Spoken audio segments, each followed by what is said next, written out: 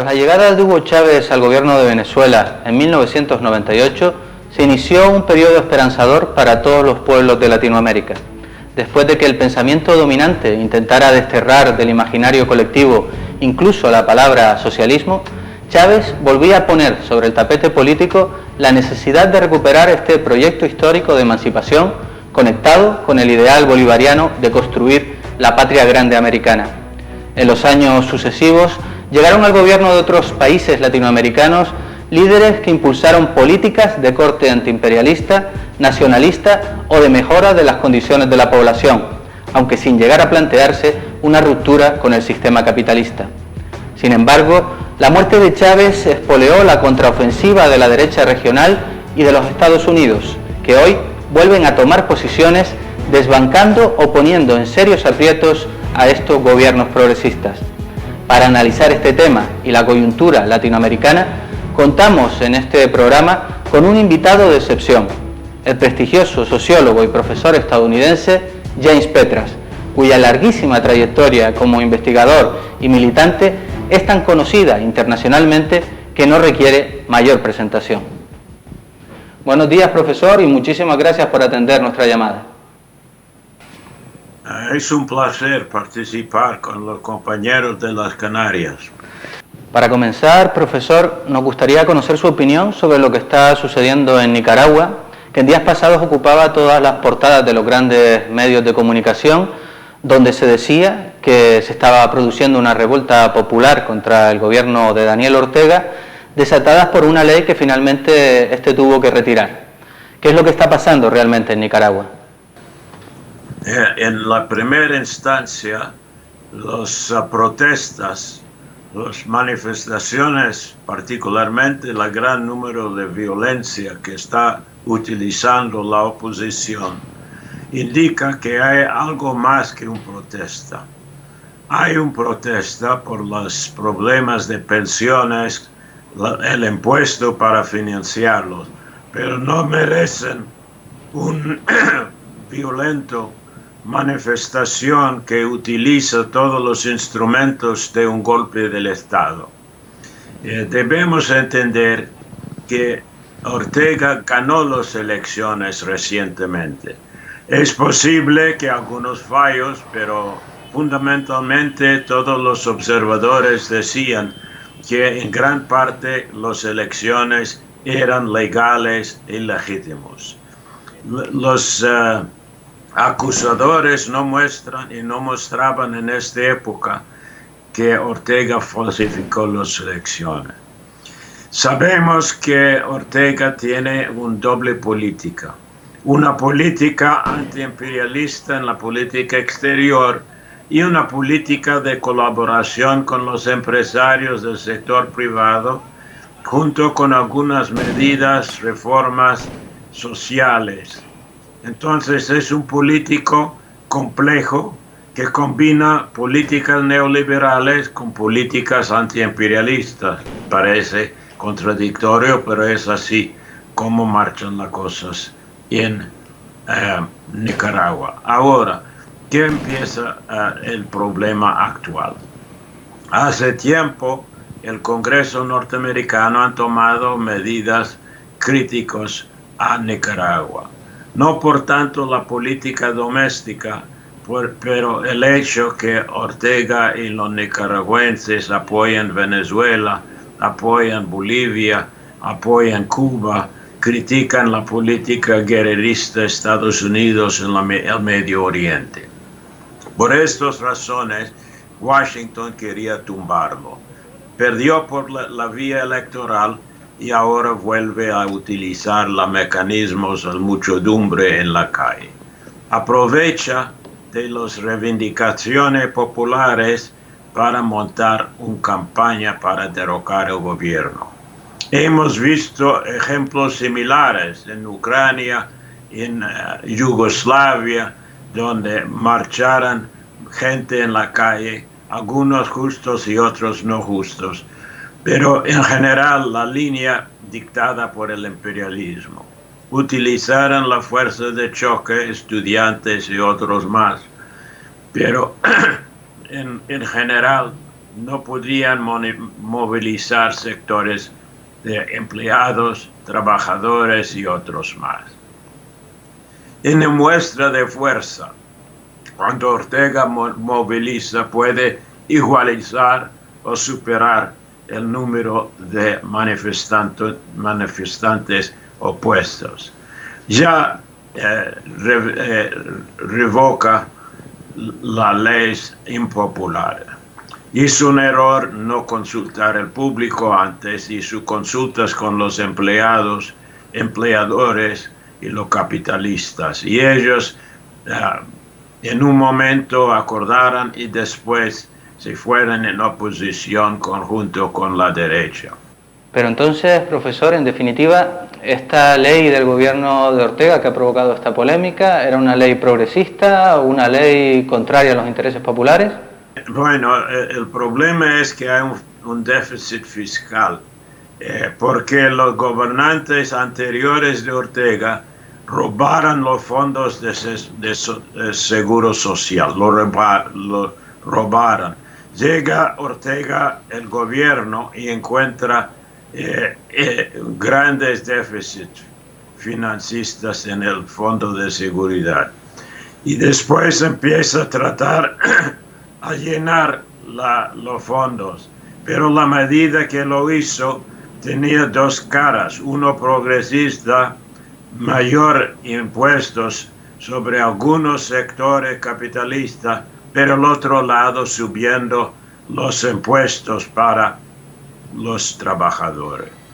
Entonces eso tenía como consecuencias los trabajadores no querían sufrir un aumento de impuestos, mucho menor que los capitalistas, pero en todo caso era un impuesto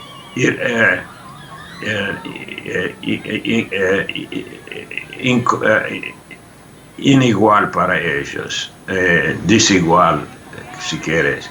Entonces, es una política vacilante de Ortega que en un éxitos electorales, pero también era una política que da espacio fuerte para la derecha aprovechar y utilizar las fuerzas populares como punto de lanza.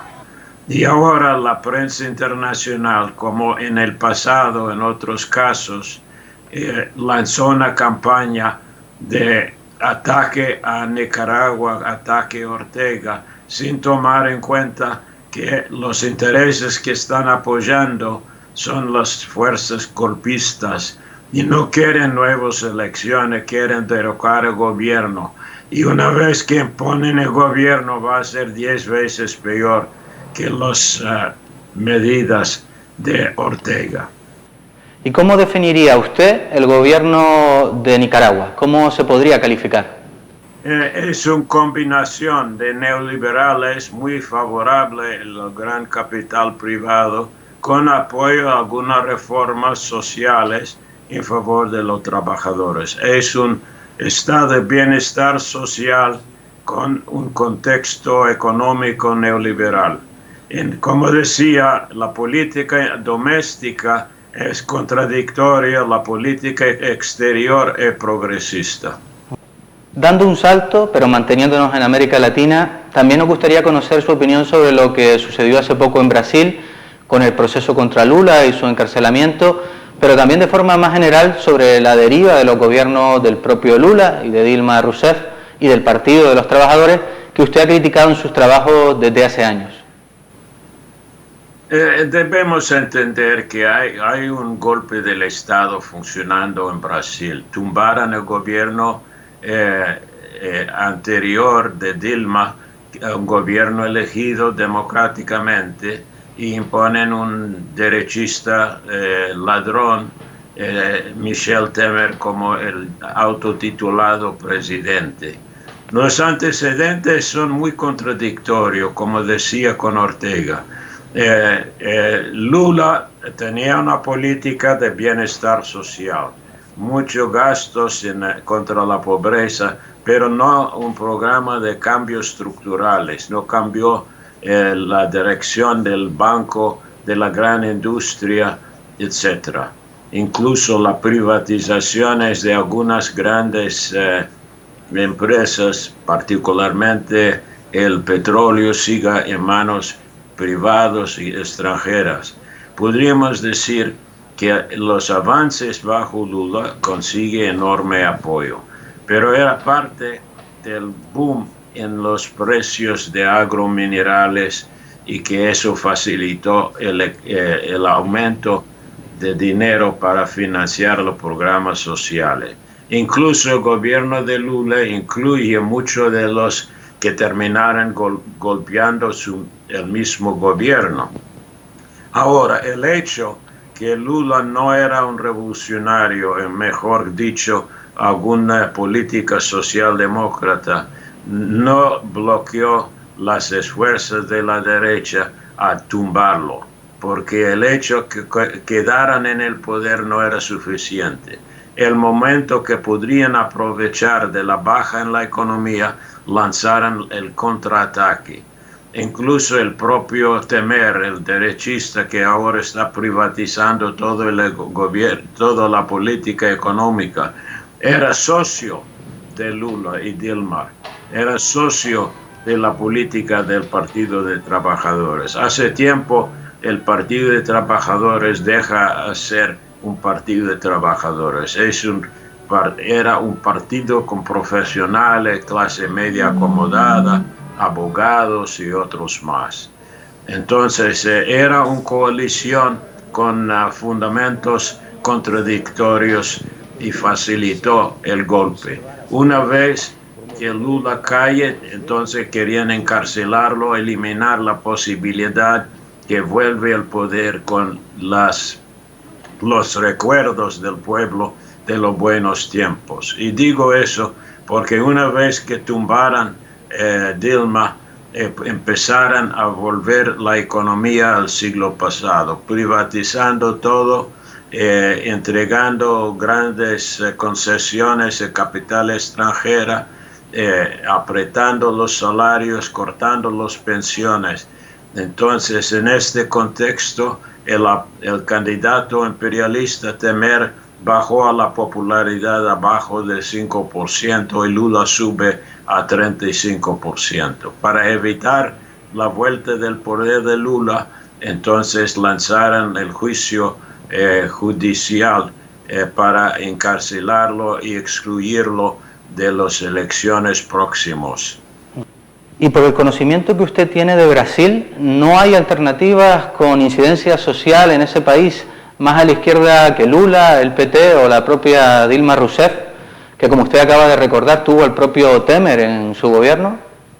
Hay un partido Socialismo y Libertad que está a la izquierda de Lula que criticaba su gobierno por las concesiones que hicieron al capital. El problema es que nadie tiene el prestigio y conocimiento que Lula acumuló. Es que decir, durante Lula, los pobres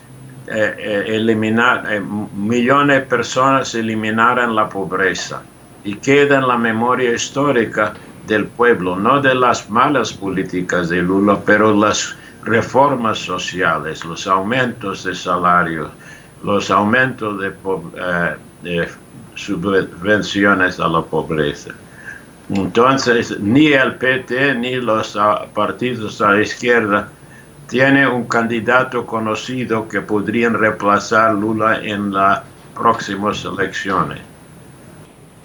Pasando nuevamente a otro país, profesor, querría preguntarle ahora por el caso de Venezuela, el país en el que tras la llegada de Chávez se centraron la mayor parte de las esperanzas de cambio en el continente y donde se volvió a hablar, como decíamos al comienzo de esta entrevista, de socialismo, aunque 20 años después aún no hayan podido dejar atrás el sistema capitalista.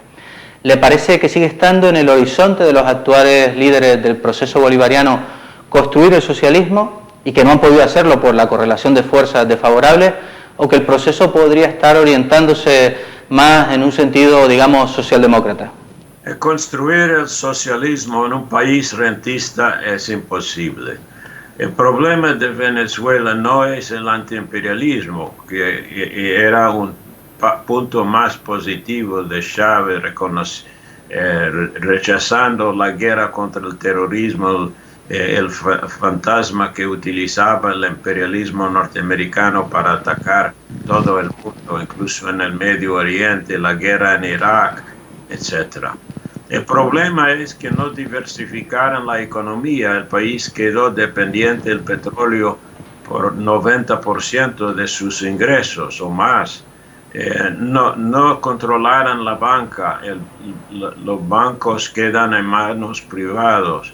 En los mejores casos se nacionalizaron algunas empresas, pero estas empresas quedan en burócratas corruptos del mismo gobierno, autotitulados chavistas, pero en realidad estafadores. Lo mismo pasó en la producción de consumos.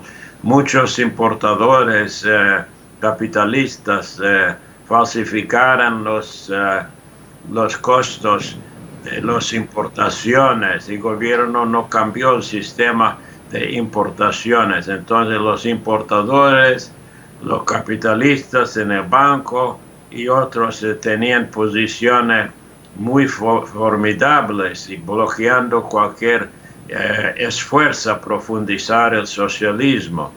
Y más allá de eso bajó el precio de petróleo. Y como el gobierno siga bajando la economía en el petróleo, perdían muchos ingresos. Y la modernización de la agricultura también deja mucho para preocuparse. Entonces, el problema de Venezuela es que la economía está en una crisis profunda, con una tasa de hiperinflación, con la falta de muchos alimentos y mercancía progresista. Pero debemos reconocer que la situación en Venezuela es parte de las limitaciones de la política económica, las presiones imperialistas para paralizar la economía y los capitalistas y los burócratas que mal manejan la economía. A propósito de todos los procesos a los que se ha referido, pero también de los de otros países como Ecuador, ¿le parece que existe una relación entre la contraofensiva de la derecha regional en América Latina y de los Estados Unidos y las propias limitaciones de esos proyectos reformistas que, si bien supusieron un avance en muchos aspectos, no llegaban a cuestionar el sistema capitalista ni pretendían realizar transformaciones radicales de las estructuras socioeconómicas? Bueno, en general el gran tema es que falta un partido, un movimiento revolucionario.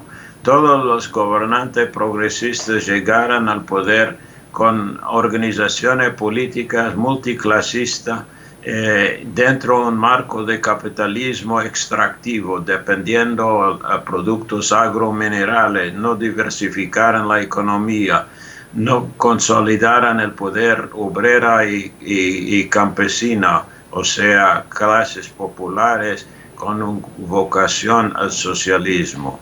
Y más faltan los tecnócratas progresistas para tomar control bajo el control popular obrera, una forma de autogestión. Entonces, no se puede construir un socialismo con señales del dólar en los ojos de los practicantes. Necesitas conciencia de clase, necesitas partido de clase, necesitas un proyecto de economías modernas y diversificadas.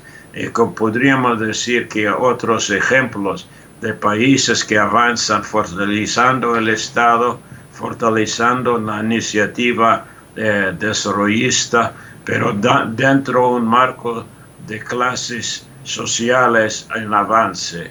Y creo que los ejemplos que hemos citado son gobiernos progresistas pero multiclasistas. Nunca atacaran las fuentes esenciales de economía, quedaran en manos de capitales. En un momento incluso podrías ver la colaboración entre los progresistas y los capitalistas, incluso invitando al capital extranjero a entrar y coparticipar en la economía. ellas entraran a colaborar, pero simple una táctica para después avanzar en un momento más propicio para derrocar los gobiernos.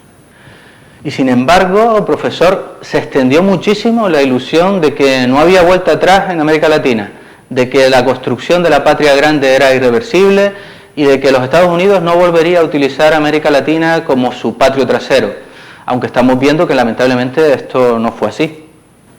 Sí, era muy prematuro a escribir el certificado de muerto para el doctrina Monroe y la política intervencionista norteamericana.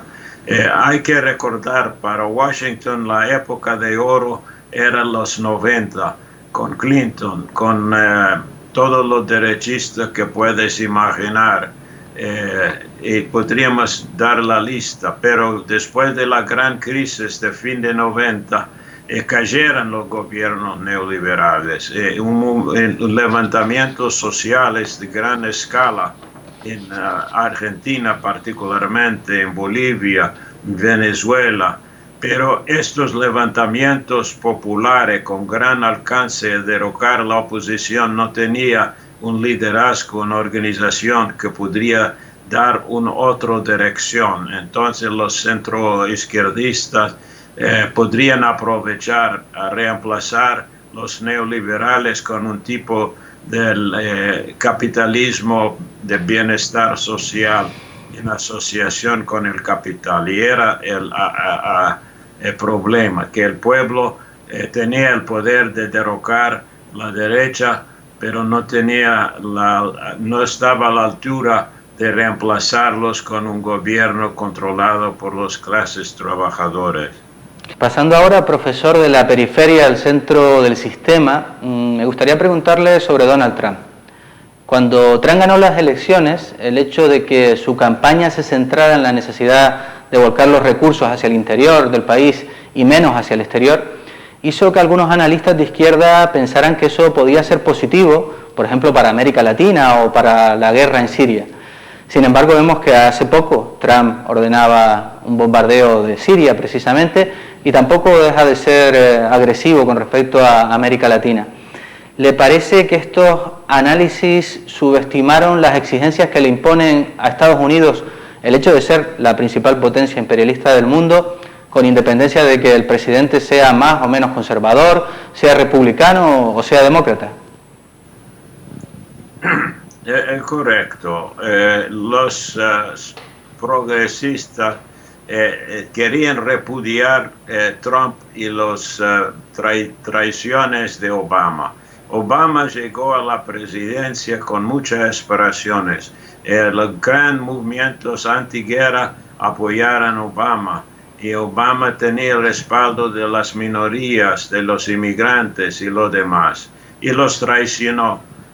Bajó los salarios, los afroamericanos sufrieron regresiones, los inmigrantes pasaron 2 millones expulsados bajo Obama y una serie de guerras, 7 guerras bajo Obama.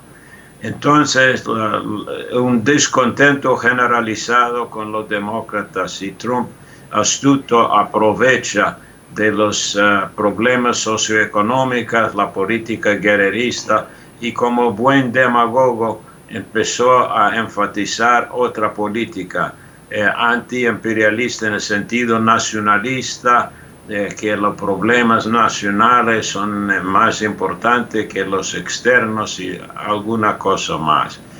Pero al final de cuentas lo que cuenta no es la demagogía, es la clase. Las clases oligárquicas apoyaron a Trump. Una vez elegido, empezaron a subir el tren. Pero Trump tenía que dar una vuelta contra las críticas que lo atacaran del Partido Demócrata en oposición como un traidor de clase. Y para compensar, Trump tenía que competir con la derecha para ver si era más derechista, más guerrerista que los demócratas. Entonces tenemos una situación que hay competencia entre Trump y los demócratas para ver quién podría ser más guerrerista, bajar más impuestos para los capitalistas, más agresivo contra los inmigrantes, superando Obama. Entonces, todos los que votaran por algo progresista quedan con el peor de dos mundos, la demagogia y la derechización del país. Y estamos así, el candidato progresista como Bernie Sanders, que consigue un 40% del voto demócrata, estaba marginado a partir de elecciones corruptas que hemos visto aquí, manejando los procesos de votaciones y lo demás. Entonces, el pueblo empezó a apoyar Bernie Sanders, un progresista de centro izquierda, pero final de cuentas, después de estafas, Sanders hizo lo mismo, traicionó su voto y apoyó a Clinton en las elecciones. Entonces tenemos otro demagogo, un demagogo de la gran capital y un demagogo progresista. Y quedamos en situación bastante desesperada. Hay mucha insurgencia en la calle ahora, los jóvenes, los estudiantes, los maestros. Tenemos 2 huelgas generales hoy día en Colorado y Arizona, estados de la Unión Europea, con cientos de miles de manifestantes. La lucha de clases sigue siendo un factor a pesar que el Congreso y la presidencia están en manos de la derecha. Finalmente, profesor, nos gustaría saber cuál es su opinión acerca del papel que en todo este contexto internacional pueden jugar 2 potencias como son Rusia y China, que si bien están convirtiéndose en un importante contrapeso con respecto a Estados Unidos, y en algunos lugares, como en la guerra de Siria, están impidiendo que Estados Unidos actúe tal y como seguramente le gustaría. Lo cierto es que no dejan de ser potencias capitalistas, sometidas también a las mismas necesidades de expansión, de lucha por el control de los mercados, y en ocasiones pareciera que se confunde a Rusia con la Unión Soviética y se piensa que la China actual podría actuar como la China de Mao.